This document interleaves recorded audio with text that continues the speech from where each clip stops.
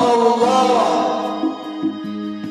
sulh geldi yurdumuza, hak geldi boynumuza, kahraman ordumuza. Allah'ımız yar olsun.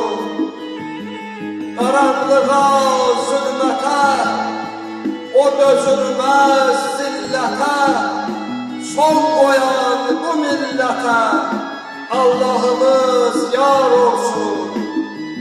Şerait yaradana, Ali Başkomandana, o müzeffer hanana Allah'ımız yar olsun. Çingiz yine gasp eder, Çingiz yine gasp eder, ömrünü verme yele, bu obaya bu ele. Allah'ımız yar olsun, Allah'ımız yar olsun. Allah Tebarek Teala ordumuzu galip eləsin, milletimizi galip eləsin.